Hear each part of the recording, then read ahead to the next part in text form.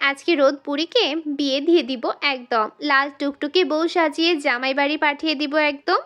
রিনির কথা শুনে রোদেলা বুঝলো না জামাই বউ কাকে বলে, তাই রিনির দিকে তাকিয়ে বলে, জামাই বউ কি পিপি?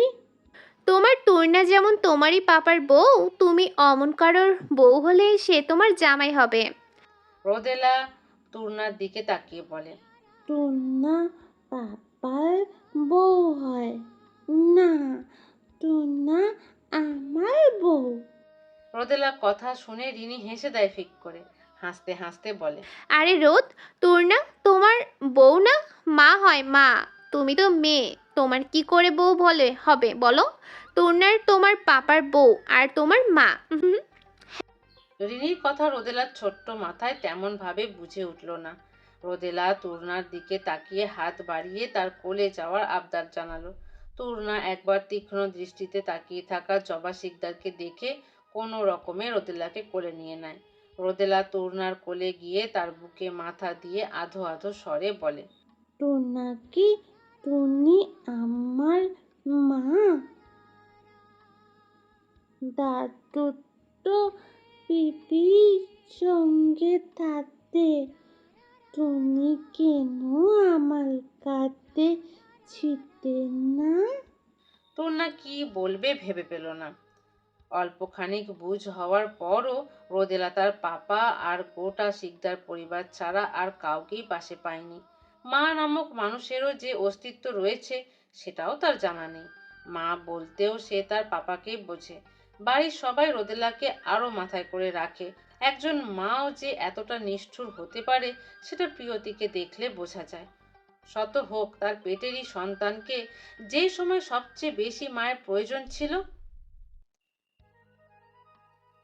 সেই সময়টাতেই প্রিয়তির ছোট্ট রোদেলার কথা একটি বারের জন্য না ভেবে নিষ্ঠুরভাবে ফিরে চলে গেল। রোদেলা হয়তো জানে না মা জিনিসটা কি, এই বাড়িতে তার ভালোবাসার কমতি নেই, তবু একটা মায়ের ভালোবাসা চাইলেও সকলের পক্ষে দেওয়া সম্ভব নয়। আর না রোদেলা মায়ের ভালোবাসাটা বোঝে। তারপরও জীবনের একটা পর্যায়ে একটা সন্তানেরও মায়ের ভালোবাসা প্রয়োজন হয়, আর একজন ছেলেরও একটা সঙ্গীর প্রয়োজন হয়। তুর্নার বিষয়টা বুঝতে পেরে রিনি নিজ থেকে বলল, হ্যাঁ, তোমার তুর্না তোমার মা, রোদের দাদু যেমন আমার মা, তুর্নাও তোমার মা। এতদিন ছিল না, কারণ মা অনেক দূরে ছিল, তাই আসতে পারিনি। কিন্তু এখন থেকে রোদের মা রোদের সঙ্গেই থাকবে। রোদেলা তুর্নার বুক থেকে মাথা উঠিয়ে তুর্নার মুখ পানে চেয়ে ভীষণ আদুরে ভাবে ডেকে ওঠে, আমার টুনা মা, টুনা মা। প্রথমবার হয়তো কেউ এত আদর মেখে ডাকলো তুর্নাকে। তবে ডাকটার মাঝে আলাদা কিছু ছিল, নতুন কিছু ছিল, যা এর আগে কোনো দিন কেউ তাকে ডাকেনি। না চাইতেও তুর্নার অদ্ভুত এক ধরনের ভালো লাগা ছেয়ে গেল হৃদয় মাঝে। মা ডাকটা কি এতই মধুর, নাকি তার কাছেই শুধু মধুর লাগছে?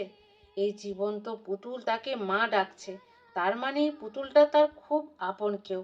তুর্না রোদেলার ললাটে হালকা করে চুমু এঁকে দিয়ে বলে, আরেকবার মা ডাকো তো পুতুল সোমা, আমি তোমার মা, আমার পুতুল তুমি। টুনা মা, টুনা মা। জবা শিকদার হালকা নরম হলেন। তিনি তুর্না আর রোদেলার মধ্যকার সম্পর্ক নিয়ে বেশ দোটানায় ভুগছেন। ভোগান্তির কারণটা ফেলে দেওয়ার মতো নয়। তুর্নার মানসিক অবস্থার জন্য তিনি রোদেলাকে একলা তুর্নার কাছে রাখেন না সহজেই। সঙ্গে ঋণী না হলে অন্য কেউ থাকেই, কখন না জানি আঘাত করে বসে এই ভয়ে। তবে এই কয়েকদিন যতটুকু দেখেছে তাতে সম্পূর্ণ ভয়টা না কাটলেও মনের মধ্যে খচখচানি রয়ে গেছে। হয়েছে, এবার ওকে তাড়াতাড়ি রেডি করা। আর তোর ভাইকেও ফোন দে, তাকে যেতে বারণ করার পরও বের হয়ে গেছে। ওকে ফোন দিয়ে তাড়াতাড়ি আসতে বলে দে। বলেই খাটের ওপর সবকিছু রেখে তিনি বের হয়ে যান। রিনি তুর্নাকে ফ্রেশ হয়ে আসতে বলে। শাড়ি সহ সব কিছু দেখতে লাগলো। সঙ্গে ছোট্ট রোদেলাও যোগ হয়েছে। সকাল থেকেই আবহাওয়ায় হালকা ঠান্ডা ঠান্ডা ভাব মিশে আছে। না অতিমাত্রায় গরম আর না ঠান্ডা, ভাদুরে আবহাওয়া। দুপুর হতে হতে তিন পরিবারের মানুষরা এসে উপস্থিত। সারা বাড়িতেই শোরগোল শোনা যাচ্ছে। রদ্রিকের নানি বেশ বয়স্ক মানুষ, যার জন্য গাড়ি যাতায়াত তেমন করতে পারেন না। বছরে একবার মেয়ের বাড়িতে বেড়াতে আসেন। নতুন নাতবউ হওয়ায় না এসে পারলেন না, তার উপর নাতবউ নাকি পাগল। এইসব শুনে ছুটে এসেছেন। সবাই বসে আলাপে ব্যস্ত। বাচ্চারা সব উপরের রুমে আড্ডায় মেতেছে, বড়রা সবাই নিচে। রৌদ্রিকের নানি রোকসানা খাতুনকে বলে ওঠে, নাতবউ কই? হ্যাঁ রে, আন আগে। আশা হাতে দেখলাম না তারে। রুমা, একটু ওকে নিয়ে আয় তো বোন। জবা শিকদারের কথা শুনে রুমা শিকদার তুর্নাকে নিতে চলে যান। তুর্নার রুমেই বসেছিল। পরনে তার লাল সাদা মিশ্রিত একখানা তাঁতের শাড়ি। ফর্সা গায়ে শাড়িটা বেশ মানিয়ে উঠেছে। সেই সাথে হাতের সোনার বালা আর কান সহ গলায় থাকা গয়নার জন্য আরো সুন্দর লাগছে। মুখে কৃত্রিম কিচ্ছু দেওয়া হয়নি। সাদা মাটা যেমন তুর্না তেমনই রাখা হয়েছে। রুমা শিকদার মাথায় আঁচল টেনে দিয়ে তুর্নাকে নিয়ে নিচে আনে। তুর্না ভয়ে মাথা নিচু করে রেখেছে। জবা শিকদার বারবার করে বলে দিয়েছে ভালো করে থাকতে। তুর্না ভয়ে সবটা মেনে নিয়েছে। রুমা শিকদার রোকসানা খাতুনের পাশের খালি জায়গাটাতে তুর্নাকে বসিয়ে দেন। রোকসানা খাতুন গম্ভীরভাবে তুর্নাকে পর্যবেক্ষণ করলেন। মুখশ্রীতে কাঠিন্য ভাব বজায় রেখে গম্ভীর স্বরে জিজ্ঞেস করে ওঠেন, নাম কি তোমার? তুর্না আর চোখে একবার দেখে নিল সামনে থাকা বয়স্ক মহিলাটাকে। বয়সের কারণে ফর্সা চামড়া কেমন কুঁচকিয়ে এসেছে, তারপরও মিষ্টি দেখতে বেশ। দেখেই বোঝা যাচ্ছে যৌবনে অধিক মাত্রায় সৌন্দর্যের অধিকার সম্পূর্ণ নারী ছিলেন ইনি। তুর্না ভয়ে ভয়ে বলে, তৃষ্ণা। রোকসানা খাতুন তীক্ষ্ণ দৃষ্টি বজায় রেখেই বলেন, মাথার সাথে কি মুখও তোতলা তোমার? সুন্দরভাবে কইতে পারো না নামডা? তুর্না শুকনো ঢোক গিলে নিল ভয়ে। এ দেখি জবা শিকদারের মতো পচা, শুরুতেই কেমন কেমন করে কথা বলছে। তুর্না আবারও কোনো রকমে বলে, তৃষ্ণা। দেখা তো মনে হয় না পাগলি তুমি। দেখতে তো বেশ সুন্দরী তুমি। তয় সংসার কেমনে করতে হয় সেটা বোঝো তো নাকি? তুর্না কিচ্ছু বলল না, নিঃশব্দে সবটা শুনলো। কারণ তাকে এটাই করতে বলা হয়েছে। তার উপর সামনের মানুষটা বেশ রাগী স্বভাবের, তাই আরো চুপ থাকাটা ভালো মনে করলো তুর্না। রোকসানা খাতুন গম্ভীর স্বরে বলে, শোনো মাইয়া, শিকদার বাড়ির বউ হইছ, পাগল হওয়া পরেও তোমার ভাগ্য আছে কন লাগবো। নাইলে আমার অমন চান্দের টুকরা নাতির কপালে এমন পাগল জুটলো কেমনে কইরা? যাই ওই, এই বাড়ির বউ যখন হইছ তখন তোমার বাবে মানায় নিতে হইব। বাপের বাড়ি কি করছ হেগুল এইহেনে করলে চলবো না।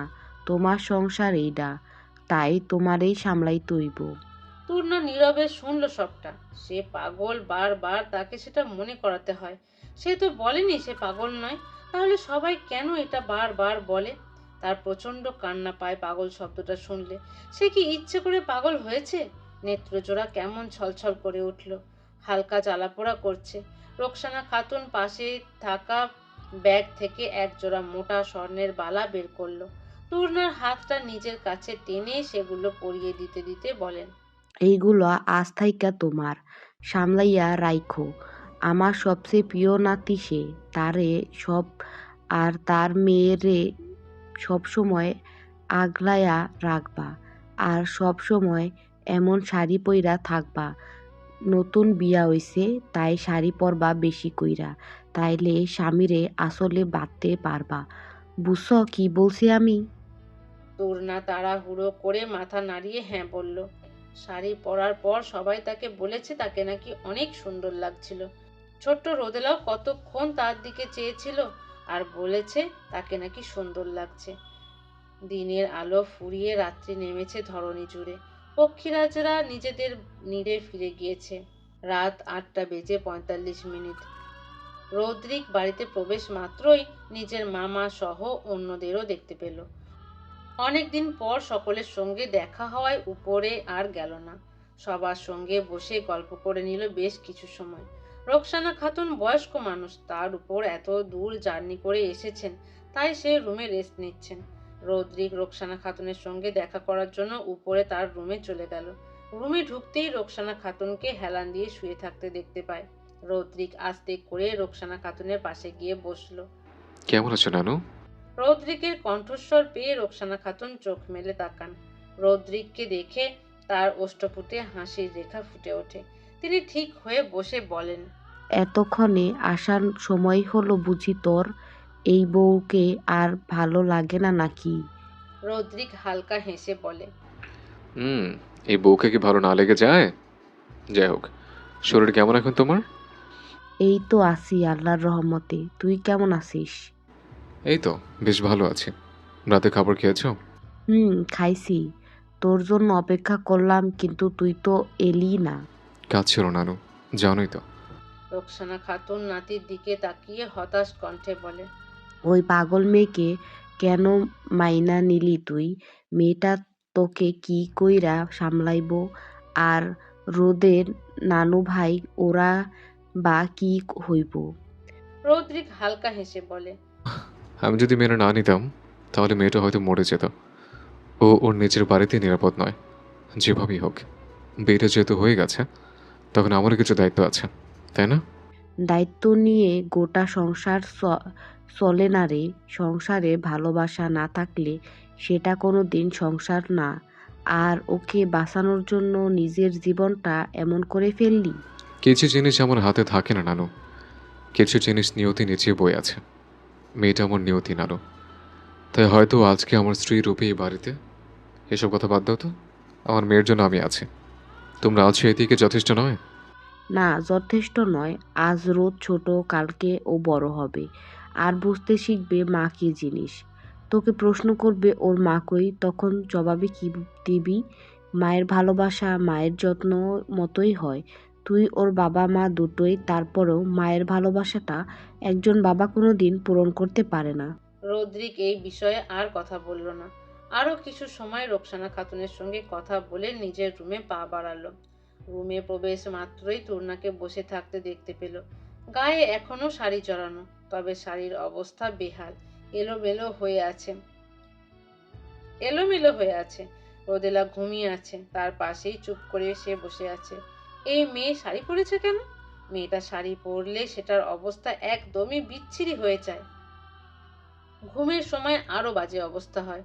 যেটা সামলাতে পারে না সেটা জোর করে পরার দরকার কি? তাছাড়া মেয়েটাকে শাড়ি পরলে কেমন বউ বউ লাগে। পিচ্ছি মানুষ পিচ্ছি হয়ে থাকবে, না হয়ে শাড়ি পরে বউ হওয়ার মানে কি? তার উপর হাতে পরা চুড়ির কারণে আরো বেশি বউ বউ লাগছে। চিকন চিকন হাতে চুড়িগুলো বেশ শোভা পেয়েছে। নাকটাও ফোড়ানো, সেখানেও ছোট্ট ডায়মন্ডের নাকফুল চিকচিক করছে। গোল গাল মুখে সেটা বেশ ভালো মানিয়েছে। রৌদ্রিককে দেখে তুর্না উঠে পড়ে। শাড়ির অবস্থা বেহাল, পায়ের কাছে উঠে গেছে, যার কারণে ফর্সা লোমযুক্ত পাটা উন্মুক্ত হয়ে আছে। ফর্সা পায়ে কালো লোমগুলো আলাদা এক সৌন্দর্য সৃষ্টি করেছে। ফর্সা পায়ে সেটা মুক্ত দানার মতো মনে হলো। রৌদ্রিক সেদিক থেকে চোখ সরিয়ে বিছানায় মেয়ের কাছে এগিয়ে গেল। ঘুমন্ত রোদেলার ললাটে চুমু এঁকে দিল। তুর্না শান্ত চোখে শুধু দেখলো, কিছু বলল না। রৌদ্রিক তুর্নার দিকে তাকিয়ে গম্ভীর স্বরে বলে, শোনো মেয়ে, তুমি কোনো প্রকার শাড়ি পরবে না। তোমাকে শাড়িতে বড্ড বাজে লাগে। রৌদ্রিকের কথা শুনে তুর্নার মনটা খারাপ হয়ে গেল। সবাই আজকে তাকে সুন্দর লাগছে বলেছে, কিন্তু রৌদ্রিক বলছে তাকে বাজে লাগছে। তুর্না হালকা মন খারাপ করে বলে, আমাকে সত্যি খুব বাজে লাগছে বর। সবাই তো বললো আমাকে বউ বউ লাগছে, একদম আপনার বউ। নানিও বললো শাড়ি পরে আপনাকে আঁচলে বেঁধে রাখতে। তুর্নার কথা শুনে রৌদ্রিক ভ্রু যুগল কুচকিয়ে বলে, তুমি কি সবার বউ নাকি নাকি আমার বউ? আমি তো আপনার বউ, এটাও আপনি জানেন না বর? ঠোঁট উঠিয়ে বলে, তাহলে আমি যা বলবো তোমাকে সেটাই মানতে হবে। বলেছিলাম কি মনে নেই তোমার? আমার সব কথা মানতে হবে তোমাকে। তুমি এসব শাড়ি পরবে না। পিচ্ছি মানুষ পিচ্ছির মতো জামা পরবে। তুর্না কিছুক্ষণ ভেবে বলে, আপনি কি রেগে গেলেন বর? আমি আর শাড়ি পরবো না। পচা শাশুড়ি বললো শাড়ি পরতে, তাই তো পরলাম। রেগে যাবো কেন? তোমার শাড়ি পরার বয়স হয়েছে। যাই হোক, এসব বড় দরকার নেই। মা যেহেতু বলেছে তাহলে কয়েকদিন পরো, কিন্তু তারপর এসব পরবে না। ছোট মানুষ ছোট মানুষের মতো জামা পরবে। বলেই ফ্রেশ হওয়ার জন্য চলে যায়। তুর্না ভাবতে লাগলো, সে কি বাচ্চা?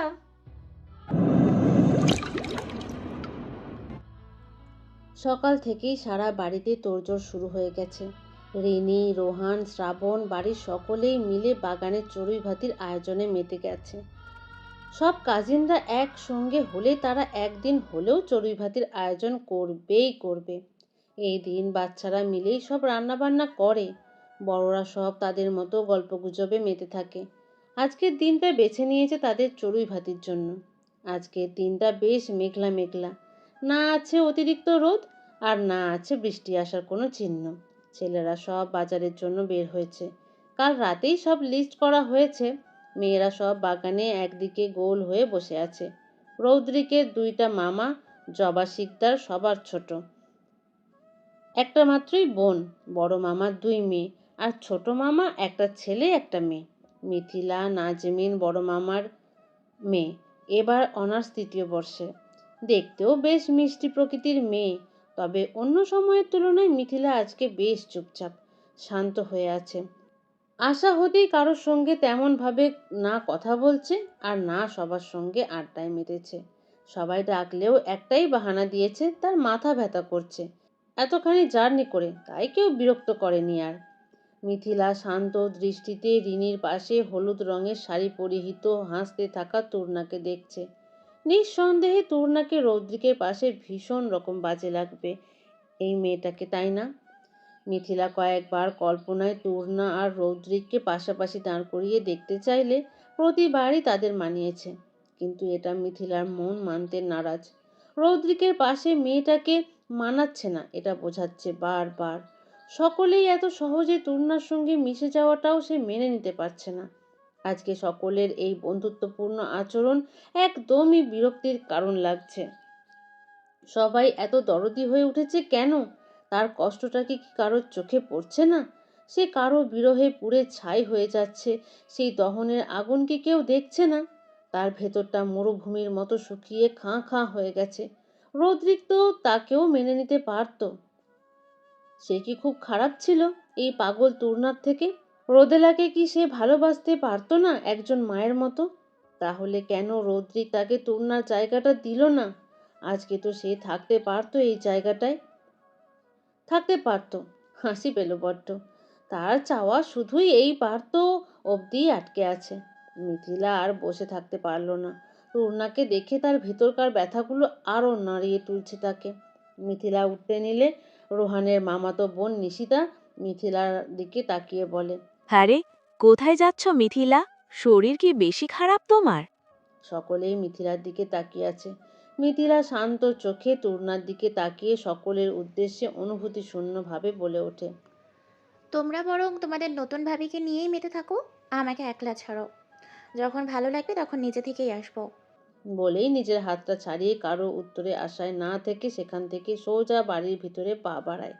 সকালেই সকলেই একটু অবাক হয়, কারণ এর আগে কোনো দিন মিথিলা এমনটা করেনি। মিথিলা নিজেও মিশুক একটা মেয়ে, সহজেই সকলের সঙ্গে মিশে যায়। সেখানে আজকে তার এমন ব্যবহার সকলের নিকটই বেশ বিস্ময়কর লাগলো। কেউ বুঝলো না ব্যাপারটা। তরুণা একবার মিথিলার চাওয়ার দিকে তাকিয়ে দৃষ্টি সরিয়ে নিল। কালকে রাতেই তার সকলের সঙ্গে ভাব হয়ে গিয়েছে। সবাই তাকে খুব অল্প সময়ের মাঝেই আপন করে নিয়েছে, কিন্তু মিথিলা বাদে। সকলেই তার সঙ্গে কথা বললেও মিথিলা চোখ তুলে তাকায়নি অবধি তার দিকে। সকাল সকাল সবার সঙ্গে সেও এখানে এসেছে। জবা শিকদারের কথা অনুযায়ী আজকেও শাড়ি পরেছে। সে আর রোদেলা মিলিয়ে শাড়ি পরেছে।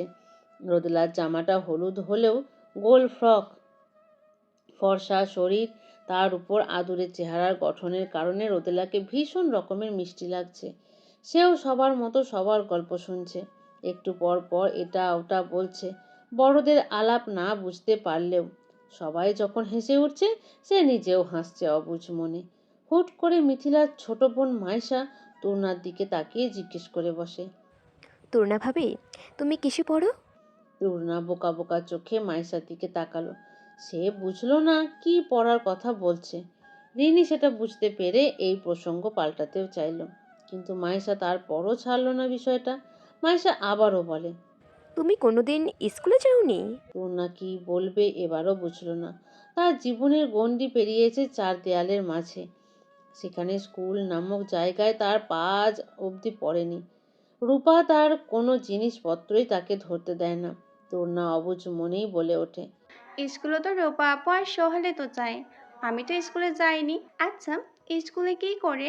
মাইশা এবার টেনে, সামনের বছর এসএসসি পরীক্ষা দেবে।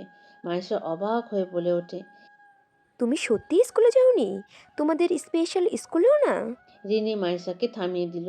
রিনি মাইশার দিকে তাকিয়ে আস্তে করে বলে, মাইশা, এইসব বলিস না। ভাবির পরিবার অমন না যেমনটা তোরা ভাবছিস। এইসব বিষয় বেশি কথা বলিস না। এইভাবে আসিস, এইভাবে থাক না। আচ্ছা, সব মানলাম। তাই বলে রদ্রিক ভাইয়ের সঙ্গে ভাবির কোনোভাবে যাচ্ছে না। রদ্রিক ভাইয়া কত বড় সার্জন, ভাবি স্কুলও যায়নি। জানি, কিন্তু ভাইয়া ভাবিকে মেনে নিয়েছে। আর ভাইয়ার সমস্যা না থাকলে আমরা সমস্যা করে কোনো লাভ আছে বল? আর ওনাকে এইসব প্রশ্ন করিস না। ওনার সাথে নর্মাল থাকার চেষ্টা কর। এমনি ভাবি অনেক ভালো। তূর্ণা শুধু তাকিয়ে দেখলো, সে কিছুই বুঝলো না। তাই রিনির দিকে তাকিয়ে বলে, রিনি, স্পেশাল স্কুল কি? এখানে কি অনেক বন্ধু আছে? জানো রূপা, আপুর এত এত বন্ধু আছে। হরে মাঝে মাঝে আপুর কাছে আসতো। স্পেশাল স্কুলে কি বন্ধু আছে? রিনি হালকা হেসে বলে, সব স্কুলেই বন্ধু আছে ভাবি। এইসব বিষয় বাদ দাও। আমরা সবাই মিলে চল, সেসব কাজ আছে সেগুলো সেরে ফেলি। ওরা বাজার আনলে রান্না তৈরি করব, কেমন? রিনিদের কথার মাঝেই সব ছেলেরা বাজার নিয়ে এদিকটায় আসে। সবাই উঠে পড়ল। সবার মাঝে তূর্ণার নজর গেল সবার পিছনে আসা জিয়ানের দিকে। হুট করে আবারও জিয়ানকে দেখে তূর্ণা কেমন ভয়ার্ত দৃষ্টিতে সেদিকে এক নজরে তাকিয়ে সেখানে ঠাঁই হয়ে দাঁড়িয়ে রইল। মেয়েরা বাজার নিয়ে যে যার কাজে লেগে পড়েছে। জিয়ান ফোনে কথা শেষ করে তার দৃষ্টি গিয়ে আটকে যায় দূরে স্তব্ধ হয়ে দাঁড়িয়ে থাকা তূর্ণার দিকে। তূর্ণাকে দেখে বাঁকা একটা হাসি দেয় জিয়ান। সেটা দেখে তূর্ণা আরও কিছুটা ভয়ে সিঁটিয়ে গেল। ধীরে ধীরে তূর্ণার দিকে জিয়ান এগিয়ে আসতে নিলে তূর্ণা কোনো রকমে দৌড়ে রিনির পাশে গিয়ে দাঁড়িয়ে তার হাতটা শক্ত করে চেপে ধরে। রিনি কিছুই বুঝল না, তাই সেভাবেই থাকলো। তূর্ণা ভয়ে ভয়ে দূরে দাঁড়িয়ে থাকা জিয়ানকে এক নজর দেখে নিল। জিয়ান এদিকেই তাকিয়ে আছে। তূর্ণা রিনির দিকে তাকিয়ে ভয়ে ভয়ে বলে, রিনি, আমি এখানে থাকবো না, আমি রুমে যাব, আমি রুমে যাব। রিনি এবার তূর্ণার দিকে তাকালো। তূর্ণার মুখাবয়বে ভয়ের ছায়া স্পষ্ট লেপ্টে আছে। রিনি ভ্রু কুঁচকিয়ে জিজ্ঞেস করে, কি হয়েছে ভাবি, কোনো সমস্যা? তূর্ণা মাথা নাড়িয়ে হ্যাঁ জানায়। ওই পচা লোকটা আবারও এসেছে, আমি এখানে থাকবো না, আমি রুমে যাব। রিনি বুঝলো পচা লোক বলতে কাকে বুঝিয়েছে। তূর্ণার ভয়ের কারণটা তার কাছে স্পষ্ট নয়। আচ্ছা, তুমি রুমে যাও তাহলে। একা যেতে পারবে? তূর্ণা মাথা নাড়িয়ে হ্যাঁ জানিয়ে কোনো রকমে বাড়ির ভিতরের দিকে চলে যায়। এদিকে তূর্ণার যাওয়ার দিকে তাকিয়ে জিয়ান হেসে উঠল অদ্ভুতভাবে। সেদিনের সে এখনো ভোলেনি। তূর্ণার যাওয়ার দিকে তাকিয়ে অদ্ভুতভাবে বলে ওঠে, সেদিনের শোধটা না হয় আজকেই তোলা যাক ভাবিজি, কি বলেন? কিসের শোধ? পিছন থেকে শ্রাবণ প্রশ্ন করল। শ্রাবণের কণ্ঠস্বর পেয়ে জিয়ান কিছুটা হকচকিয়ে উঠল। শ্রাবণের দিকে তাকিয়ে বোকা বোকা হেসে বলল, আরে কিছু না কিছু না কিছু না, চলো সবাই মিলে ছাদে গিয়ে আড্ডা দেই। আরে তোমাদের তো পাওয়াই যায় না, হ্যাঁ? বলেই জিয়ান অন্যদেরও ডাকতে থাকে। শ্রাবণ সহ বাকি ছেলেরা উপরে চলে যায়। বাড়ির কাজের লোক মেয়েদের হাতে হাতে সাহায্য করছে। তূর্ণা রুমে এসেই দরজা চাপিয়ে এক সাইডে ভয়ে কাপড় আঁকড়ে ধরে বসে আছে। বাইরে সে আর পা রাখবে না। জিয়ানকে যেন জিসান ভাইয়ের মতো লাগে। তার নিকট সবে 15 বছর তূর্ণা, দেখতে শুনতে রূপার থেকেও ভালো। যার জন্য কম অত্যাচার সহ্য করতে হয়নি। জিসান হলো রূপার মামাতো ভাই। প্রায়শই তাদের বাড়িতে আসতো। জিসান স্বভাব ছিল ভীষণ রকমের খারাপ। মদ গাঁজা খেয়ে মাতাল হয়ে যেখানে সেখানে পড়ে থাকে। তাদের বাড়িতে গেলেই তূর্ণাকে নিজের কাছে বসিয়ে বাজেভাবে স্পর্শ করত। অবুঝ তূর্ণা একটু আদরের আশায় থাকতো।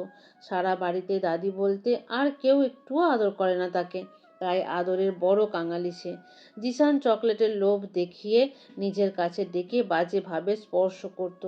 এমনই একদিন বৃষ্টির দিনে জিসান হুট করে তাদের বাড়িতে আসে। বাড়িতে তখন কেউ ছিল না, তূর্ণা আর তার দাদি বাদে। সবাই এক জায়গায় দাওয়াতে গিয়েছিল। জিসান মাতাল হয়ে বাড়িতে প্রবেশ মাত্রই শিকারকে নিজের অতি নিকটে দেখে। তার পুরুষত্ব কামনা জেগে ওঠে। অবুঝ তুর্নাকে টানতে টানতে রুমের মধ্যে নিয়ে গিয়ে বিছানায় ছুঁড়ে মারে। হিংস্র বাঘ অনেক দিন পর নিজের শিকারকে নিজের নিকট পেলে যেমন খুবলে খাওয়ার জন্য ঝাঁপিয়ে পড়ে, তেমনি জিসান ফাঁকা বাড়িতে অসুস্থ তুর্নাকে পেয়ে ঝাঁপিয়ে পড়ে। সারা গায়ে জিসানের বাজে স্পর্শের মাখামাখি, সারা গায়ে অসংখ্য আঘাতের চিহ্ন বসে গিয়েছে। নিজের অবস্থা বুঝতে পেরে গলা ফাটিয়ে সেদিন তুর্না কেঁদেছিল। আকাশ সেদিন হয়তো তার সর্বনাশের বার্তা আগেই পেয়ে গিয়েছিল, তাই আকাশও ক্ষণে ক্ষণে গর্জে উঠছিল। মুষলধারে বর্ষণ হচ্ছিল বাহিরে। নিস্তব্ধতায় ঘেরা সারা বাড়িতে বৃষ্টি শব্দের সঙ্গে তুর্না আর্তনাদ যেন ভয়ঙ্করভাবে সারা বাড়িকে কাঁপিয়ে তুলছিল। ওটাই ছিল তুর্নার জীবনে বাজে স্পর্শের প্রথম ছোঁয়া। তুর্নার অমন চিৎকারে তুর্নার দাদি ছুটে এসেছিল নাতনির নিকট। ততক্ষণে তুর্নার গায়ে থাকা জামাটা জায়গায় জায়গায় ছিঁড়ে গিয়েছিল। নাতনির এত বড় সর্বনাশ হতে দেখে লাঠি এনে জিসানের মাথায় আঘাত করার কারণে জ্ঞান হারিয়ে সেখানে পড়ে যায় জিসান। একেই অধিক মাত্রায় নেশায় বুঁদ হয়েছিল, তার উপর মাথায় আঘাত করার কারণে জ্ঞান হারিয়েছিল। তবে তারপর থেকে তুর্নার স্মৃতির পাতায় বিষাদময় এক অধ্যায় হয়ে আটকে আছে সেই দিন।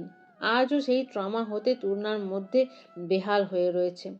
সেদিন যদি সঠিক সময় তুর্নার দাদি না আসতো, তাহলে হয়তো সেই দিনই তার শেষ দিন হতো।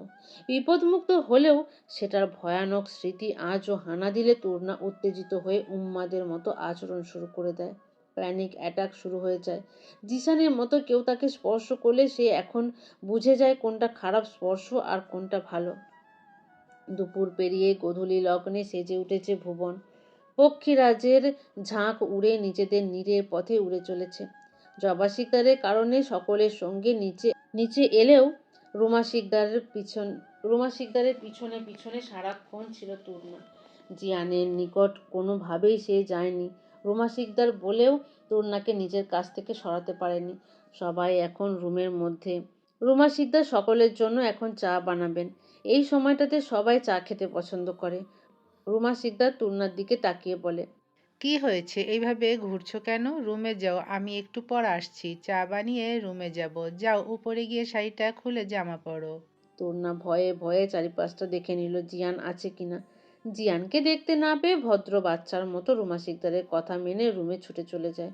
রুমা শিকদার সেদিকে তাকিয়ে দীর্ঘ একটা নিঃশ্বাস ছাড়ল। কেউ সন্তান পেয়েও পায় না, আর যারা পায় তারা পেয়েও মূল্য দেয় না, সেটা তুর্নাকে দেখে বোঝা যায়। রুমা শিকদারের কোনো সন্তান যদি এমন অসুস্থও হতো, তার আক্ষেপ থাকতো না। বাবা মার কাছে সকল সন্তানই সমান হয়ে থাকে, তবে সেটা সকলের নিকট না হলেও কেউ নিজের সন্তানকে এইভাবে অবহেলায় ফেলে রাখতো না। তুর্নার মা না হয় সৎ, কিন্তু বাবা, সে তো আর সৎ নয়। তারপরও নিজের মেয়েকে কিভাবে এমনভাবে বড় করতে পারে? রুমা শিকদার তুর্নাকে নিজের সন্তানের মতোই আগলে রাখার চেষ্টা করেন। মেয়েটাকে দেখলে আলাদা মায়া কাজ করে। কি মায়া ভরা চেহারাখানা! তুর্না রুমে এসে রুমা শিকদারের কথা মতো জামা নিয়ে ওয়াশরুমে চলে যায়। রুমের দরজা চাপানো। তুর্না শাড়ি সবে মাত্র গা থেকে খুলে রেখেছে, এর মাঝেই লাইট অফ হয়ে যায়। হঠাৎ এমনটা হওয়ায় তুর্না ভয়ে চমকে ওঠে। অন্ধকারে বেশ ভয় আছে তার। দরজাটা আস্তে করে খুলতেই দেখতে পায় রুমের ভেতরকার লাইটও অফ। সারা রুম জুড়ে অন্ধকারে আচ্ছন্ন। রুমের পর্দা থেকে শুরু করে সব কিছু লাগিয়ে দেওয়া। তুর্না শুকনো ঢোক গিলে নিল। ভয়ে ভয়ে সামনে এগিয়ে মিহি শব্দের ডেকে ওঠে, ছোট মা, ও ছোট মা, তুমি এসেছো? তির্নার অনেক ভয় লাগছে। তুমি কোথায় ছোট মা? প্রত্যুত্তরে কোনো শব্দ এলো না। তুর্না কি করবে বুঝলো না। হুট করেই কেউ তার মুখ শক্ত করে চেপে ধরল। হঠাৎ এমনটা হওয়ায় তুর্না ভয়ে ছিটকে সরে যেতে চায়, তবে সেটা হয়ে উঠল না। কেউ তার দানবের মতো হাত তার নরম উদরের ভাঁজে শক্তভাবে চেপে ধরে। ব্যথায় তুর্না কুকড়িয়ে উঠল। নেত্রকোণ বেয়ে অশ্রু গড়িয়ে পড়ল। ছাড়া পাওয়ার জন্য ছটফট করতে শুরু করে দেয়, তবে লোকটা ছাড়ল না, বরং আরও জোরে তার উদর চেপে ধরল। কানের কাছে জিয়ান ফিসফিসিয়ে বলে ওঠে, সেদিনের থাপ্পড় কিন্তু ভুলিনি ভাবিছি। আজকে না হয় আমি এর শোধ তুলি। আবে, বেশি কিছু করব না, অল্প একটু ছুঁয়ে দেব শুধু। বলেই বাজে ভাবে তুর্নার উন্মুক্ত উদরে হাত বুলোতে থাকে। তুর্নার অস্বাভাবিকভাবে তূর্ণা অস্বাভাবিক হয়ে উঠল। অতীতের পাতায় থাকা বাজে স্মৃতিগুলো যেন আবারও জ্যান্ত হয়ে তূর্ণাকে গিলে নিচ্ছে। অনবরত নেত্রকোণ দিয়ে টপ টপ করে অশ্রু গড়িয়ে পড়ছে শুধু। তূর্ণা অস্বাভাবিকভাবে ছোড়াছুড়ি শুরু করে দিয়েছে। জিয়ান শক্ত হাতে তূর্ণাকে দমিয়ে রাখার চেষ্টা করছে। তারপরও কেউ যখন উন্মাদের মতো আচরণ শুরু করে, তখন চাইলেও তাকে সহজে আটকে রাখা সম্ভব নয়। জিয়ান তূর্ণাকে বিছানায় ফেলে অকথ্য ভাষায় গালি দিয়ে ওঠে। তূর্ণা তবু থামে না। পাগলের মতো হাত পা ছোড়াছুড়ি শুরু করে দিয়েছে। জিয়ানের মাথায় রক্ত উঠে গেছে। শক্ত হাতে তূর্ণার নরম গালে থাপ্পড় মেরে মুখটা চেপে ধরে দাঁতের দাঁত পিষিয়ে বলে ওঠে, এই মগি থাম, তোর শরীরে তেজ বেশি বেড়ে গেছে না? মগি পাগল হয়েও এত তেজ আসে কই থেকে, হ্যাঁ? কথার মাঝেই তূর্ণা বেফাঁস জিয়ানের পেট বরাবর লাথি বসিয়ে দেয়। অস্বাভাবিক হয়ে উঠেছে সে। আশেপাশে অন্ধকার ছাড়া কিছুই নেই। এদিকে লাথি খেয়ে জিয়ানের মাথা আরও বিগড়ে যায়। তূর্ণার চুলের মুঠি শক্ত করে চেপে ধরে পর পর সর্বশক্তি দিয়ে থাপ্পড় দিতে থাকে। থাপ্পড়ের দাপট এতটাই যে তূর্ণার দুর্বল শরীর আর সেটা নিতে পারল না। নাক দিয়ে রক্ত পড়া শুরু করে দিয়েছে। তূর্ণার মনে হলো এই বুঝি সে মরে গেল। অন্ধকারের মাঝে কাতর কণ্ঠে আকুতি করে বলে ওঠে, জিসান ভাই ধরে না, তুমি নোংরা, আমাকে নোংরা করিও না। জিসান ভাই, আমার খুব কষ্ট হচ্ছে। বলতে বলতে তূর্ণার দুর্বল শরীরটা কেমন নেতিয়ে পড়ে যেতে নিলে জিয়ান শক্ত করে চেপে ধরে ঝাঁকিয়ে বলে, এই মগি ওঠ, আরে এতটুকুতেই মরে যাচ্ছিস কেন? এই ওঠ ওঠ। তূর্ণা জবাব দিতে পারল না। কেমন নিস্তেজ হয়ে পড়েছে সে। নাক দিয়ে গলগল করে রক্ত বইছে তার। অন্ধকারে সেটা দেখা না গেলেও তূর্ণা অনুভব করতে পারল সেটা। নিজেকে বারবার সরানোর চেষ্টা করছে জিয়ানের নিকট থেকে, তবে সে ব্যর্থ। তূর্ণা নেতিয়ে গেলেও তার পাগলামি বন্ধ হয়নি। সে হাত পা এখনও ছোটাছুটি করছে। তূর্ণা শেষমেশ কামড়ে বসল। হঠাৎ এমন আক্রমণের জন্য তৈরি ছিল না জিয়ান। তাই ব্যথার কারণে তূর্ণাকে ছেড়ে তূর্ণার থেকে নিজের হাতকে বাঁচানোর চেষ্টা করলো। তূর্ণাকে দূরে ঠেলে দিল তীব্র জোরে। তূর্ণা ছাড়া পেয়ে পাগলের মতো উল্টো পথে দৌড় লাগালো। তার মাথায় একটা কথাই বাজছে, সেটা হলো জিয়ান ভাই তাকে ভীষণ বাজেভাবে ছুঁয়ে দিচ্ছে। দরজার নাগাল পেতেই অমন বিধ্বস্ত অবস্থায় বাহির হয়ে যায়। তূর্ণার বিন্দু মাত্র খেয়াল নেই তার অবস্থা যে নাজেহাল। পাগলের মতো ডুকরে কাঁদতে কাঁদতে এলোমেলো পায়ে ছুটে চলছে সে। সামনে সব কিছুই যেন তার নিকট ঝাপসা, অপরিষ্কার। নাক দিয়ে রক্ত পড়ে ছড়াছড়ি হয়ে গেছে। ফর্সা পেটে লালচে দাগ স্পষ্ট। নরম গালে গভীরভাবে দাগ বসে গিয়েছে। হুট করেই কারোর সঙ্গে বাড়ি খেতে নিজেকে আর ধরে রাখতে পারল না তূর্ণা। নিস্তেজ দেহটা পড়ে যেতে নিলে কেউ একজন শক্ত বাঁধনে তাকে নিজের সঙ্গে জড়িয়ে নেয়। আধ খোলা শাড়িটা ফ্লোরের সঙ্গে গড়াগড়ি খাচ্ছে। তূর্ণা নেত্রজোড়া বুঝে ফেলার আগেও দেখতে পেল না সে কিসের সঙ্গে এইভাবে লেপ্টে আছে। রৌদ্রিক অবাক হয়ে বিধ্বস্ত তূর্ণাকে দেখছে। মাত্রই বাড়ি ফিরে নিজের রুমের দিকে এগিয়ে যাচ্ছিল সে। হুট করেই তূর্ণাকে এমন নাজেহাল অবস্থায় কাঁদতে কাঁদতে আসতে দেখে অবাক হয়েছে। কিছু বলতে নিবে তার আগেই আছড়ে পড়ে তার বুকের ওপর তূর্ণা। রৌদ্রিক একবার বিধ্বস্ত নাজেহাল তূর্ণাকে দেখে চোখ নামিয়ে নিল। তূর্ণার এমন হাঁফ ছাড়া কান্নার শব্দ শুনে রুমা শিকদার ছুটে এসেছেন উপরে। রৌদ্রিক ফ্লোরে পড়ে থাকা শাড়ির দ্বারা তূর্ণাকে ঢেকে দিল। রুমা শিকদার তূর্ণার এমন অবস্থা দেখে আঁতকে উঠলেন।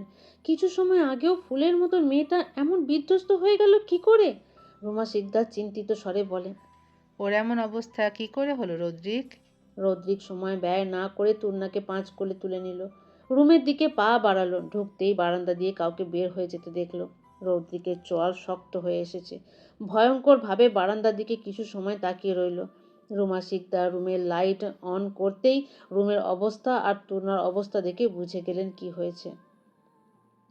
রৌদ্রিক কিছু সময় পর দৃষ্টি ধীরে ধীরে নামল তূর্ণার নিস্তেজ দেহাবশেষের উপর থেকে। সেই দৃষ্টি আর মানবিক রইল না। তা পরিণত হয়েছে ক্ষোভের প্রজ্বলিত অগ্নিশিখায়। তার শিরায় শিরায় যেন উত্তাল লাভা প্রবাহিত হচ্ছে। প্রতিটি শ্বাসে জমা হচ্ছে ঘৃণার বিষাক্ত বাষ্প। চোয়াল শক্ত হয়ে পাথরের মতো জমাট বেঁধেছে। তার দু চোখে জ্বলে উঠেছে নীরব মহাপ্রলয়ের অগ্নি। এক পলকের জন্য শব্দ করল না সে। অত্যন্ত যত্নে তূর্ণাকে বিছানার ওপর শুইয়ে দিল, যেন ভেঙে যাওয়া কোনো অমূল্য প্রতিমা, যার প্রতিটি ভাঙন তার নিজের অস্তিত্বকে বিদীর্ণ করছে। তূর্ণার বিধ্বস্ত দেহটা কাঁপছে, অথচ সে অচেতনতার প্রান্ত সীমায় দাঁড়িয়ে নিদারুণ আতঙ্ক আর অতীতের বিকৃত স্মৃতির মিশ্রণে তার মানসপট হয়ে উঠেছে এক দুঃস্বপ্নের গোলক ধাঁধা। আধ খোলা নেত্র পল্লবে ভাসছে অস্পষ্ট ছায়ামূর্তি। প্রতিটি ছায়া যেন নতুন করে তাকে গ্রাস করতে উদ্যত হচ্ছে। নাকের গড়িয়ে পড়া রক্তগুলো শুকিয়ে উঠেছে, তার শ্বাস প্রশ্বাস অগোছালো, কণ্ঠনালীতে আটকে থাকা আতঙ্কিত আর্তনাদ বেরোতে পারছে না, শুধু ঠোঁট কাঁপছে নিঃশব্দ আরতিতে। ছুঁয়ো মা, আমি ছুঁয়ো না জিসান ভাই। অস্পষ্ট স্বরে বিড়বিড় করে উঠল তূর্ণা। বাস্তব আর বিভ্রমের সীমারেখা সম্পূর্ণ বিলীন হয়ে গেছে সে।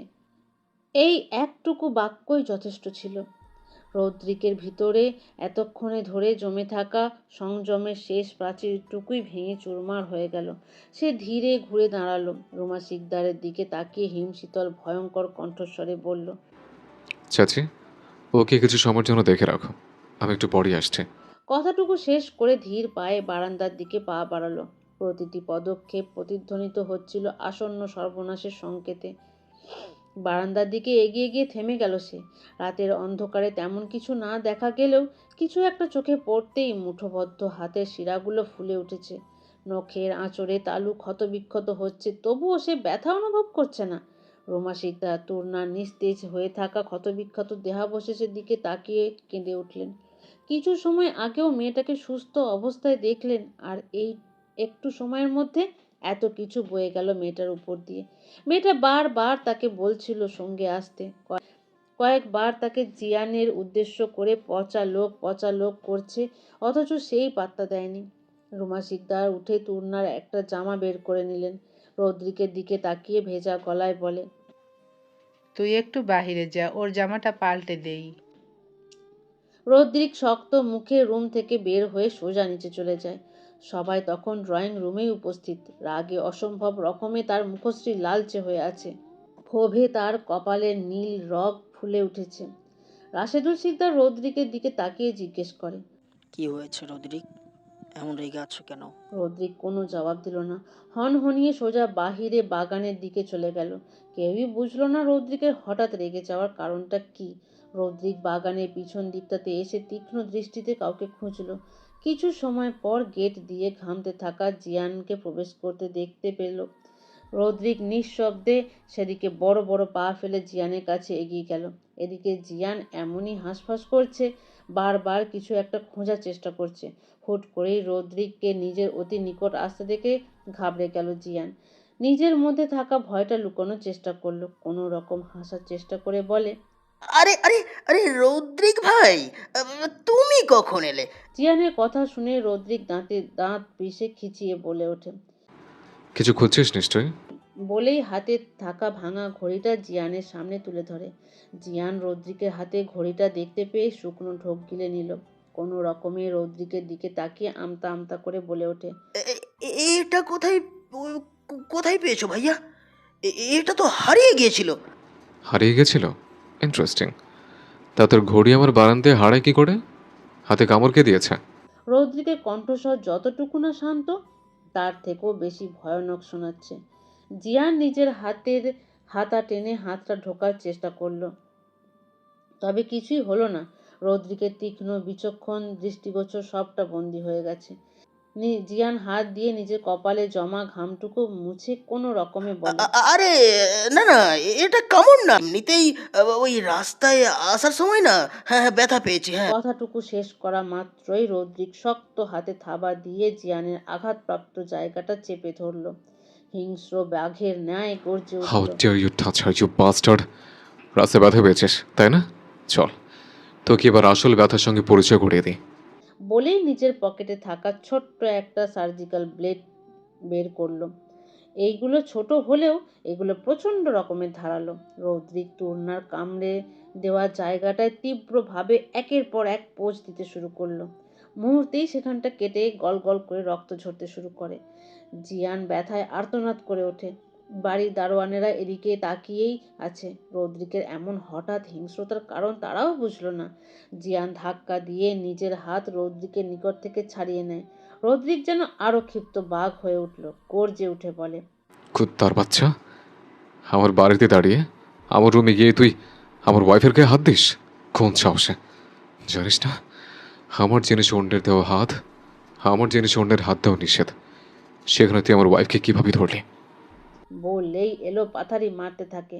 জিয়ান প্রতিরক্ষার জন্য রদ্রিকের সঙ্গে সমান তালে হাত চালাচ্ছে, তবুও রদ্রিকের শরীরে যেন অস্বাভাবিক শক্তি ভর করেছে। রদ্রিক জিয়ানকে মারছে আর অকথ্য ভাষায় গালি দিচ্ছে। বাহিরের এত হট্টগোল শুনে বাড়ির ভেতরের মানুষ বাহিরে চলে এসেছে। তূর্ণার অবস্থার কথা এখনো কেউ জানে না। রদ্রিক এমন ক্ষিপ্তভাবে জিয়ানকে মারতে দেখে চমকে যায় সকলেই। রোহান তাড়াতাড়ি এগিয়ে এসে থামাতে চেয়ে বলে ওঠে, কি হয়েছে ভাইয়া? রিয়ানকে মারছো কেন? রদ্রিক কারো কথাই কানে নিচ্ছে না। এদিকে জিয়ানের নাক সহ ঠোঁট কেটে রক্ত বের হচ্ছে। রদ্রিক সময়ের সঙ্গে আরো হিংস্র হয়ে উঠছে। কেউ কিছু বুঝতেও পারছে না। সবাই বারবার থামার জন্য বলছে, আর কি হয়েছে সেটা জানতে চাচ্ছে। শেষমেশ না পেরে রোহান আর শ্রাবণ মিলে রৌদ্রিকের কাছ থেকে জিয়ানকে ছাড়িয়ে আনে। রৌদ্রিক নিজেকে ওদের কাছ থেকে ছাড়িয়ে নিয়ে সকলের দিকে রক্ত চক্ষু করে তাকে গর্জিয়ে উঠে বলে, তোমরা সবাই থাকতে বাস্টার্ড কি করে আমার ওয়াইফের গায়ে হাত দেয়? ওর প্রতি তোমরা এই সামান্য নজরটুকু রাখতে পারোনি? কি করে এতটা কেয়ারলেস হতে পারো তোমরা? রৌদ্রিকের কথা শুনে সকলেই অবাক হয়ে যায়। তারা সকলেই জিয়ানের দিকে তাকালো। জিয়ান দৃষ্টি নামিয়ে রেখেছে। জিয়ান যে এমনটা করতে পারে সেটা তাদের ভাবনায় ছিল না। রাশেদুল শিকদার এগিয়ে এসে শক্ত হাতে ঠাস করে জিয়ানের গালে চড় বসিয়ে গর্জে উঠে বলে, তোমার সাহস দেখে অবাক হচ্ছি। এত বড় কাজ কি করে করলে তো আমাদের বাড়িতে দাঁড়িয়ে থেকে? রোমানা শিকদার আর জবা শিকদার রৌদ্রিকের কথা শোনা মাত্রই বাড়ির ভিতরে চলে গেছেন রৌদ্রিকের রুমের দিকে। রৌদ্রিক আবারও হামলে পড়ে জিয়ানের উপর। এবার বাধা দিল না, বরং সকলেই ক্ষিপ্ত হয়ে আছে। রৌদ্রিক সেই ব্লেডটা নিয়ে জিয়ানের দিকে তাকিয়ে ভয়ঙ্কর ভাবে বলে ওঠে, ওকে তুই স্পর্শ করেছিলি এই হাতটা দিয়ে? আমার জিনিস অন্য কারোর ছোঁয়া আমি সহ্য করি না। সেখানে তুই তো ওকে তোর এই নোংরা হাত দিয়ে ছোঁয়ার দুঃসাহস করেছিস। এর শাস্তি তোকে পেতেই হবে। বলেই ব্লেডটা দিয়ে জিয়ানের হাতের তালু থেকে শুরু করে গোটা হাতটা একের পর এক আঘাত করতে থাকে। অল্প সময়ের মধ্যেই সারা হাত কেটে রক্তাক্ত হয়ে গেছে। জিয়ান ব্যথায় ছটফট করছে। জিয়ান সরে দাঁড়াতে চাইলে শ্রাবণ এসে চেপে ধরল তাকে। তারও ফর্সা মুখ একইভাবে লাল হয়ে এসেছে। রাশেদুল শিকদার এগিয়ে এলেন। বাচ্চারা এখানে আসে। রদ্রিকের এমন হিংস্রতা দেখে তারা ভয়ে সিঁটিয়ে গেছে। রাশেদুল শিকদার রদ্রিকের পাশে দাঁড়িয়ে গম্ভীর গলায় বলে, রদ্রিক, ওকে ছাড়, বাকিটা পুলিশ দেখবে। এমনিও ওর কঠিন শাস্তি হবে। আমার বাড়ির মেয়েদের গায়ে হাত দেওয়ার মতো অপরাধ করেছে, এমনি এমনি ছেড়ে দিব না। রদ্রিক রাশেদুল শিকদারের কথাটুকু শুনেও না শোনার মতো থাকলো। জিয়ানের হাত একদম কেটে রফাদফা অবস্থা। টপ টপ করে রক্ত গড়িয়ে পড়ছে। হাতের অবস্থা একদম নাজেহাল। রদ্রিক শেষবারের মতো সব থেকে তীব্রভাবে ব্লেড দিয়ে আঘাত করে ছেড়ে দেয়। জিয়ানের আর্তনাদে চারপাশটা ভরে উঠেছে। ব্যথায় ছটফট করছে সে। রদ্রিক আর ওর দিকে তাকালো না, সোজা বাড়ির ভিতর চলে গেল। সবাই রদ্রিকের যাওয়ার দিকে তাকিয়ে রইল। রদ্রিক সব সময় শান্ত আর চুপচাপ স্বভাবের। তার রাগটাও খুব কম দেখেছে সবাই। রাগলে রদ্রিক ভয়ঙ্কর ভাবে রেগে যায়। মিথিলা এক সাইডে দাঁড়িয়ে তূর্ণার জন্য রদ্রিকের কড়া হিংস্রতাগুলো দেখছিল সে। এই মুহূর্তে তূর্ণা ওই অবস্থার জন্য তার বিন্দুমাত্র মায়া লাগলো না, বরং মনে হলো তূর্ণার সঙ্গে যা হয়েছে বেশ হয়েছে। রদ্রিক যেতেই শ্রাবণ জিয়ানের কাটা হাতটা শক্ত করে চেপে ধরল। এতে যেন জিয়ানের মরণ যন্ত্রণায় কাতরাতে শুরু করলো। রুমের সামনে আসা মাত্রই বিছানার কোণে গুটিসুটি মেরে পড়ে থাকা তূর্ণা চিৎকারগুলো রৌদ্রিকের কর্ণগহ্বরে এসে বাড়ি খেলো। তার মস্তিষ্ক এখনো বন্দি সেই নোংরা স্পর্শের স্মৃতিতে। সে নিজের শরীরটা দু হাতে জড়িয়ে ধরে রয়েছে, যেন নিজের অস্তিত্বকেই লুকিয়ে ফেলতে চাইছে। তার চোখ দুটো ফাঁকা, নিঃশ্বাস যেন সমস্ত অনুভূতি নিঃশ্বাস হয়ে গেছে। অশ্রু গড়িয়ে পড়ছে, কিন্তু সে কাঁদছে না, কারণ তার কান্নার ক্ষমতাটুকুও যেন কেউ কেড়ে নিয়েছে। রুমা শিকদার তূর্ণাকে শান্ত করার চেষ্টা করছে, কিন্তু তূর্ণা শান্ত হচ্ছে না। নাক দিয়ে আবারও রক্ত পড়া শুরু করেছে। জবা শিকদার আর রোমানা শিকদারও চেষ্টা করছে তূর্ণাকে শান্ত করার, কিন্তু তাতেও লাভ হচ্ছে না। তূর্ণা শুধু একটা কথাই চাপছে, আমি নোংরা হয়ে গেছি। এটা কোনো স্বীকারোক্তি ছিল না, ছিল একটা আত্মার বিলাপ। রদ্রিকের দৃষ্টি এখনো ভয়ঙ্কর ছিল, কিন্তু তূর্ণার দিকে তাকাতেই সেই দৃষ্টিতে এক মুহূর্তের জন্য ভেঙে পড়ল কিছু অতল গহ্বরের মতো গভীর এক বেদনা। ধীর পায়ে এগিয়ে এসে বিছানার পাশে বসল। কাঁপতে থাকা তূর্ণার হাত দুটো নিজের মুঠোয় নিয়ে অত্যন্ত নিম্ন স্বরে অটল দৃঢ়তায় বলল, তোমাকে কেউ নোংরা করতে পারেনি তরুণা, কারণ তোমাকে ছোঁয়ার অধিকার আমি ছাড়ার কারণেই। কথা দিচ্ছে তোমাকে কেউ আর নোংরাভাবে স্পর্শ করার দূরে থাক, নোংরা দৃষ্টিতে তাকানোর সাহস পাবে না। তন্না কিছু বুঝলো না, কিছু অনুভবও করলো না। পাগলের মতো নিজেকে রদ্রিকের নিকট থেকে ছাড়াতে চাইছে। রদ্রিকও এখন জিসান আর জিয়ানের মতো মনে হচ্ছে। এলো পাথারি বুকে ধাক্কা দিয়ে সরে যেতে চাইছে সে। রুমা শিকদার অসহায় কাতর চোখে তন্নার দিকে তাকিয়ে আছে। একটু আগেই পানি দিয়ে জ্ঞান ফিরিয়ে আনা হয়েছে, আর জ্ঞান ফেরার পর থেকেই এমনটা শুরু করেছে। আজকের এই ঘটনা তার স্মৃতির পাতায় ভীষণ বাজেভাবে নাড়িয়ে তুলেছে তাকে। আতঙ্কে ক্ষণে ক্ষণে তার দেহাবশেষ কেঁপে উঠছে। দিন হওয়ার বউ ভাতে হওয়া ঘটনা রদ্রিকও জানে না। সেটা যদি জানতে পারে আরও রেগে যাবে সবার উপর। জবা শিকদার বেশ খারাপ লাগলো। সেদিনও মেয়েটা বলেছিল জিয়ানের ব্যাপারে, তন্না মানসিক অবস্থার কারণে তারা কেউ মেয়েটার কথা কানে তোলেনি। সেদিন যদি কথাটুকু বিশ্বাস করত, তাহলে আজকে এত বড় ঘটনার সম্মুখীন হতে হতো না।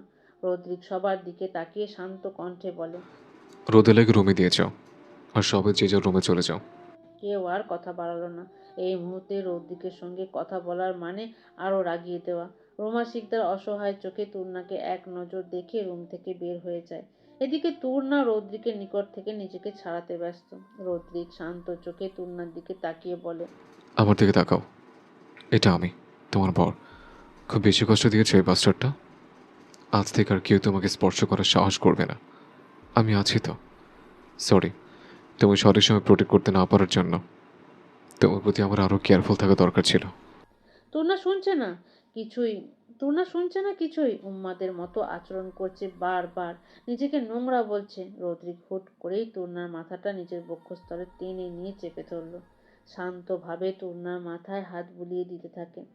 চাইলেও সে তূর্ণার স্মৃতি থেকে সেই সময়টাকে মুছে ফেলতে পারবে না। তূর্ণা অনেকটা সময় পর কান্না করতে করতে নিস্তেজ হয়ে রদ্রিকের বুকেই ঘুমিয়ে পড়ে। কান্না থেমে গেলেও দেহে বয়ে চলা কম্পন থামেনি। কিছুক্ষণ পর পরই কেঁপে উঠছে। রদ্রিক আস্তে করে একবার দেখে নিল তূর্ণাকে। সাদা শার্টে রক্ত লেগে গেছে। রদ্রিক সেটা না ভেবে আস্তে করে তূর্ণাকে শুইয়ে দিল। উঠতে নিলেই বাধা পড়ে। তূর্ণা শক্ত করে তার শার্টের একটা সাইড চেপে ধরে রেখেছে। রদ্রিক আস্তে করে ছাড়িয়ে টেবিলের উপর থাকা টিস্যু এনে মুখে থাকা রক্ত মুছে দিতে থাকে। গাল সহ শরীরের বিভিন্ন জায়গায় দাগ হয়ে আছে। প্রাণ চঞ্চল মেয়েটা কেমন নেতিয়ে পড়েছে। রদ্রিক উঠে বক্স থেকে মলম এনে আঘাতপ্রাপ্ত জায়গাগুলোতে লাগিয়ে দিতে থাকে। কিছু আঘাত চাইলেও মলম দিয়ে সারিয়ে তোলা সম্ভব নয়, তবে যতটুকু সারিয়ে তোলা যাবে সেটার চেষ্টা করছি। তূর্ণা ভয়ে চিৎকার দিয়ে চোখ মেলে তাকায়। আশেপাশে অন্ধকার দেখে আরো ভয়ে আঁতকে উঠল। ডুকরে কেঁদে উঠল শব্দ করে। নিজেকে শক্ত হাতের বাঁধনে পেয়েও নিজেকে ছোটানোর চেষ্টা করলো। তবে যে হাতের মালিক, তার শক্তির কাছে তূর্ণার শক্তি কিছুই না। হুট করে বিছানার পাশে টেবিলের উপর রাখা লাইটটা জ্বলে ওঠে। রদ্রিক আতঙ্কিত তূর্ণার দিকে তাকালো। মেয়েটা বড় বড় নিঃশ্বাস নিচ্ছে, চোখে স্পষ্ট ভয়ের ছাপ। তূর্ণা কাঁদতে কাঁদতে বলে ওঠে, আমাকে ছেড়ে দাও না জিজান ভাই, আমার খুব খারাপ লাগছে, ব্যথা দিও না আমায়। রদ্রিক জিয়ান রদ্রিক জিশানকে সেটা বুঝলো না। তূর্ণাকে শান্ত করার জন্য আবারও শক্ত করে নিজের সঙ্গে চেপে ধরে সে তূর্ণাকে। এখন রাতের শেষ প্রহর। ঘণ্টাখানেক পার হলেই ভোরের আলো ফুটবে ধরণীতে। রদ্রিক শান্ত গলায় তূর্ণাকে শান্ত করে বলে, তরুণা শান্ত হও, দেখো এটা আমি, কেউ তোমাকে ব্যথা দেবে না, না ধরবে। তূর্ণা শুনল না। গুনগুনিয়ে কান্না করছে সে। পাশেই রোদেলা গভীর নিদ্রায় মগ্ন। একবার মেয়েকে দেখে নিল রদ্রিক। তূর্ণা রদ্রিকের হাত আঁকড়ে ধরে সেভাবেই ঘুমিয়ে পড়েছিল। তাই আর রদ্রিক তাকে সরায়নি। আজকের জন্য এই বিছানায় তিনজন অবস্থান করছে। রদ্রিক এক হাতে তূর্ণাকে ধরে রেখেছিল, অন্য হাতে রোদেলাকে নিজের সঙ্গে মিশিয়ে রেখেছিল। কিছু সময় পর তূর্ণা শান্ত হয়ে আসে। রদ্রিক আর আলোটা নেভায় না, সেভাবেই রেখে দেয়। রাতে তার এমনিও ঘুম হয়নি আর। ক্ষিপ্ত মেজাজ এখনো ক্ষিপ্ত হয়ে আছে জিয়ানের উপর। জিয়ানকে পুলিশে দেওয়া হয়েছে, সহজেই যাতে ছাড়া পেতে না পারে সেটার ব্যবস্থা কালকে করবে রৌদ্রিক। ভোর আজ যেন কোনো মমতাহীন দেবতার নীরব অভিশাপ হয়ে নেমে এসেছে ধরণীর বুকে। আকাশের রং ফিকে, তবু তার গভীরতায় লুকিয়ে আছে এক অদৃশ্য বিষণ্ণতা। আলো ফুটলেও আলো নেই কোথাও। সূর্যের কিরণ কুণ্ঠিত, ক্লান্ত, অনিচ্ছুক, দিগন্ত ছুঁয়ে আসার আগেই যেন তার উষ্ণতা নিঃশেষ হয়ে গেছে। টুর্নার মতোই তারও মনটা হয়তো আজকে বিষণ্ণতায় ভরা, তাই হয়তো রোজকার নিয়মে খিলখিলিয়ে হেসে উঠতে পারছে না। এখনো টুর্নার আঙুলগুলো শক্ত করে চেপে ধরা রৌদ্রিকের হাতের ওপর। রাতের আতঙ্ক যেন ঘুমের মাঝেও তাকে ছেড়ে যায়নি। কপালে বিন্দু বিন্দু ঘাম, ভ্রু কুঁচকে আছে, ঠোঁট কাঁপছে অচেতন এক আতঙ্কে। রৌদ্রিক সারা রাত জেগেছিল, চোখের নিচে ক্লান্তির ছাপ স্পষ্ট, তবুও দৃষ্টিজোড়া কোমল। একটা অদ্ভুত অপরাধ বোধ আর দায়িত্ববোধের মিশ্রণ। হালকা নড়াচড়ায় তূর্ণার ঘুম ভাঙল। চোখ খুলতেই সে প্রথমে কিছু বুঝতে পারল না, তারপর ধীরে ধীরে স্থির হলো রৌদ্রিকের মুখপানে। মুহূর্তের মধ্যেই তার চোখে আতঙ্ক ফিরে এলো। সে ঝটকা দিয়ে সরে যেতে চাইল, কিন্তু শরীর যেন সাড়া দিচ্ছে না। কাঁপা গলায় বলল সে, না না, কাছে আসবেন না। যে শরীরটা গুটিয়ে নিতে নিতে রৌদ্রিক সঙ্গে সঙ্গে হাত সরিয়ে নিল। তার স্পর্শও এখন বিষের মতো তূর্ণার নিকট। তূর্ণা, লুক এট মি, আমি ওর হাজব্যান্ড, তোমার বর, লুক এট মি। ধীর শান্ত গলায় কথাটুকু বলে উঠল রৌদ্রিক। তূর্ণা মাথা নাড়ল, যেন বিশ্বাস করতে পারছে না। আপনারা সবাই মিথ্যা বলেন, সবাই কষ্ট দেন। বলতে বলতে তূর্ণার চোখ দিয়ে আবারও জল গড়িয়ে পড়তে লাগলো। তূর্ণার এই মুহূর্ত রৌদ্রিক বুঝলো। রৌদ্রিক আস্তে করে রোদেলাকে ঠিক মতো শুইয়ে দিয়ে ধীরে ধীরে বিছানা থেকে নেমে একটু সরে গিয়ে দাঁড়ালো, যাতে তূর্ণা নিজেকে নিরাপদ মনে করে। আমি এখানে থাকবো, কিন্তু তোমার কাছে আসবো না যতক্ষণ না তুমি নিজে চাও, ঠিক আছে? তূর্ণা কিছু বলল না, শুধু হাঁপাতে হাঁপাতে চারপাশে তাকালো। তারপর ধীরে ধীরে রোদেলার দিকে চোখ গেল। শান্ত ঘুমন্ত মুখ, সেই দৃশ্যটা যেন তাকে খানিকটা স্থির করলো। ও ঠিক আছে। খুব আস্তে জিজ্ঞেস করলো তূর্ণা। রৌদ্রিক মাথা নাড়ল। হ্যাঁ, ও একদম ঠিক আছে। রৌদ্রিক তূর্ণার মুখপানে চাইল। মেয়েটার সমগ্র মুখশ্রী জুড়ে শুধুই আতঙ্ক। বারবার এদিক ওদিক তাকাচ্ছে। কালকে দাগগুলো আজকে যেন আরো গাঢ় রং ধারণ করেছে, কালচে হয়ে আছে, যেটা খুব করে রৌদ্রিকের চোখে লাগছে। কেমন জানি নিজেকে অপরাধী মনে হচ্ছে। মেয়েটা তার দায়িত্ব, অথচ সে এই সামান্য দায়িত্ব পালন করতে পারেনি। ভালো না হয় নাই বাসুক, তা বলে এটা নয় যে যে সে তার স্ত্রীর গায়ে হাত দিবে আর সে সেটা মেনে নেবে। তার উপর তার রুমেই তার স্ত্রীকে রেপ করার চেষ্টা করা হয়েছে, যেখানে নিজের সঙ্গে দৃষ্টি মেলাতে কেমন জানি নিজেরই গিল্টি লাগছে। রৌদ্রিক দীর্ঘশ্বাস ফেলে তূর্ণার দিকে তাকিয়ে শান্ত গলায় বলে, গতকাল রাতে যা হয়েছে এটাই শেষ। রিয়ান আর কখনো তোমার কাছে আসবে না, আমি আছি তো। থাকবেন? শিশুসুলভ প্রশ্ন, অশ্রুসিক্ত নয়নজোড়া রৌদ্রিকের দিকে তাকিয়ে আছে। কেমন মুক্তা দানার মতো চকচক করছে অশ্রুবারিশগুলো। তবে এই অশ্রুবারিগুলো শুধুই বিষাদময় এক বাজে স্মৃতির অংশ। তূর্ণা দেহাবশেষ বয়ে চলা মৃদু কম্পন খুব করে টের পাচ্ছে রৌদ্রিক। তূর্ণার ক্রন্দনরত মুখশ্রীর দিকে তাকিয়ে বলে, ডাক্তারের কথা শুনে তূর্ণা ভয়ার্ত চোখে রৌদ্রিকের দিকে তাকালো। ডাক্তার মানেই তো ওই সব বড় বড় সুই মাংসের মধ্যে ঢুকিয়ে দেয়। হ্যাঁ, থাকবো, কিন্তু তোমাকে সুস্থ হতে হবে তূর্ণা। আমি একা পারবো না সেটা। তুমি কি আমার উপর একটু ভরসা করার চেষ্টা করবে? পানি খাও, আজকে ডাক্তার দেখাবো, ঠিক আছে? ডাক্তারের কথা শুনে তূর্ণার ভয়ার্ত চোখে রৌদ্রিকের দিকে তাকালো। ডাক্তার মানেই তো ওইসব বড় বড় সুই মাংসের মধ্যে ঢুকিয়ে দেয়, কত কত তেঁতো ওষুধ খেতে দেয়। এইসব মনে পড়তেই তূর্ণা আতঙ্কিতভাবে মাথা নাড়িয়ে বলে, ডক্টর? না, আমি ডক্টর দেখাবো না, দেখাবো না। না দেখলে সুস্থ হবে কিভাবে তুমি? ভয় পেও না, তোমাকে কেউ কষ্ট দেবে না, শুধু তোমার মাথার ভেতরে ভয়গুলো একটু কমাতে সাহায্য করবে। তূর্ণার আগের থেকে অনেকটাই স্বাভাবিক হয়ে উঠেছে এতক্ষণে। তূর্ণা রৌদ্রিকের কথা শুনে গোল গোল চোখ করে তাকিয়ে থাকলো সেদিকে। ভয়ে ভয়ে আবারও জিজ্ঞেস করে, আমার মাথায় কি ভয় লুকিয়ে আছে? তাই কি সবাই টিনাকে পাগল বলে? ডক্টরের কাছে গেলে বাবাকে আমাকে রূপা আপুর মতো খাইয়ে দিবে, চুল বেঁধে দিবে আমার বর? রৌদ্রিক কী উত্তর দেবে ভেবে পেল না। ওই বাড়িতে এই অসুস্থ মেয়েটাকে কি একটুও ভালোবাসা যেত না? তূর্ণার পরিবারের সম্পর্কে কোনো ধারণা রৌদ্রিকের নেই, তাই তেমন কাউকেই চেনেও না। বিয়ের দিন শুধু দেখেছিল, তারপর তো সে তূর্ণাকে ফেলেই সেখান থেকে নিজের গন্তব্যস্থলে চলে গিয়েছিল। রৌদ্রিক তূর্ণার কাতর ভরা দৃষ্টিতে দৃষ্টি মিলিয়ে ধীর কণ্ঠে বলে, তোমার বাবার ভালোবাসা আমি এনে দিতে পারবো কিনা জানি না, তবে তোমাকে সুস্থ একটা জীবন উপহার দেওয়ার চেষ্টা করব। নিজের জন্য বাঁচতে শিখবে তুমি। মানুষ যার কাছে ভালোবাসা সবচেয়ে বেশি চায়, তার নিকটেই সবচেয়ে বেশি অবহেলিত হয়। তাই কোনোদিন ভালোবাসার জন্য কারো নিকট হাত পাতবে না, এটা শুধুই তোমাকে আঘাত করবে। আধার আবিষ্ট বিকেলের নিস্তব্ধতা ভেঙে ক্লিনিকের কাঁচ ঘেরা প্রাঙ্গণে জমাট বেঁধেছে এক অদৃশ্য চাপা অস্বস্তি। নির্বিকার সাদা দেওয়ালগুলো যেন নিঃশব্দে সাক্ষী হয়ে আছে মানুষের অন্তলৌকিক ভাঙাচোরা অস্তিত্বের। জীবাণুনাশকের তীব্র গন্ধে ভারী হয়ে উঠেছে বাতাস। বিষণ্ণতার এক অনুচ্চারিত অভিঘাত ক্রমাগত প্রতিধ্বনিত হচ্ছে। রৌদ্রিক স্থির, অন্তর্গত অস্থিরতায় ক্ষতবিক্ষত। তার দৃঢ় আঙুলে বন্দি তূর্ণার শীতল কাঁপা হাতটা আরও কেঁপে উঠছে। তূর্ণা এক অদ্ভুত বিপর্যস্ত সত্তা। তার দৃষ্টি কখনো শূন্যে স্থির, কখনো বা অকারণ আতঙ্কে বিচলিত। হঠাৎ হঠাৎ অসংলগ্ন বচনে ফেটে পড়ছে সে। ও আসবে, ও আমাকে নিয়ে যাবে, আপনি দরজা বন্ধ করুন প্লিজ বর। তার কণ্ঠে কাঁপা আতঙ্ক, অথচ সেই আতঙ্কের কোনো দৃশ্যমান উৎস নেই।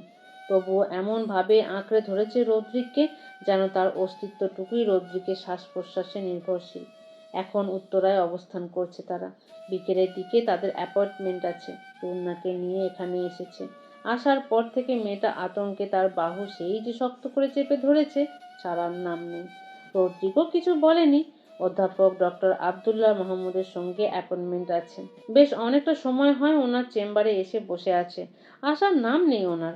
রৌদ্রিক নিজের হাত ঘড়িতে কয়েকবার সময় দেখে নিল। হুট করেই কেবিনে কেউ প্রবেশ করতে করতে বলে ওঠে, আম এক্সট্রিমলি সরি মিস্টার সিকদার, স্যারের ছেলে অ্যাক্সিডেন্ট হয়েছে, তিনি সেখানে গেছেন, তার জন্য এখানে উপস্থিত থাকতে পারছেন না। মানুষটার কথা শুনে রৌদ্রিক বিষয়টা বুঝতে পেরে গম্ভীরভাবেই উত্তর দেয়, আচ্ছা, তাহলে আমরা উঠি।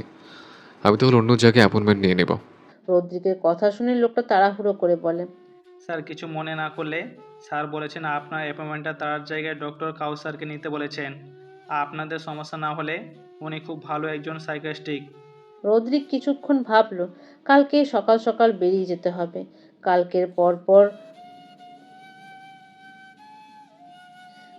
পর পর 3টা সার্জারি আছে, তাই চাইলেও আসতে পারবে না।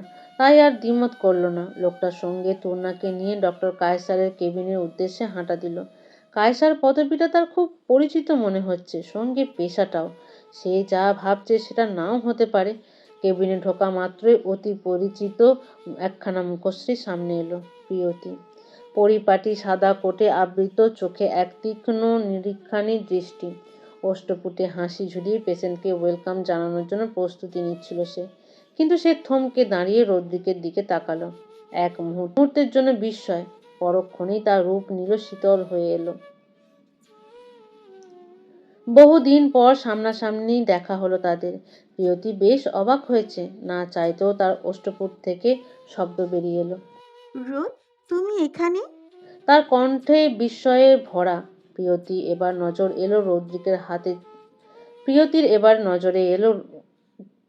এবার নজর গেল রৌদ্রিকের হাত চেপে ধরা তূর্ণার দিকে। তূর্ণা প্রিয়তির দিকেই তাকিয়ে আছে নিষ্পাপভাবে। তূর্ণাকে চিনতে পারল না প্রিয়তি। সবচেয়ে বেশি অবাক হয়েছে রৌদ্রিকের এত নিকটে একটা মেয়েকে এইভাবে দাঁড়িয়ে থাকতে। রৌদ্রিক রিনি ছাড়া অন্য কোনো মেয়েকে এইভাবে হাত ধরে রাখে না। 5 বছর সংসারে রৌদ্রিককে পুরোপুরি না জানলেও স্ত্রী হিসেবে অনেক কিছুই জানা তার। হয়তো এখন তারা প্রাক্তন, তবুও একসময় একই ছাদের তলায় ছিল তারা। রৌদ্রিকের চোয়াল শক্ত হয়ে উঠেছে, চোখে ভেসে উঠেছে এক দহনশীল অনীহা। কল মি মিস্টার রৌদ্রিক, নট রৌদ্র। শক্ত গলায় কথাটুকু বলে উঠল রৌদ্রিক। প্রিয়তি নিজের বেরিয়ে আসা আবেগটুকু নিজের মধ্যে দমন করে স্টাফকে বের হয়ে যেতে বলল। রৌদ্রিকের দিকে তাকিয়ে শান্ত স্বরে বলে, কেমন আছো মিস্টার রোদ্রিক? হঠাৎ এখানে কেন? আর এই মেয়েটাকে? নিজের মধ্যে থাকা সকল কৌতূহল একসঙ্গে ঢেকে দিল প্রিয়তি। রদ্রিকের কোনো হেলদোল হলো না, সে শান্তভাবে জবাব দিল। সাইকিয়াট্রিস্টের কাছে মানুষ যা করতে আসে আমি সেটাই করতে এসেছি। She is my wife, Mrs Rodrick Turna Sikdar. রদ্রিকের কথায় যেন প্রিয়তি ভীষণ রকমের চমকালো। সে কি সত্যিই শুনলো নাকি তার মনের ভুল? রদ্রিক বিয়ে করেছে?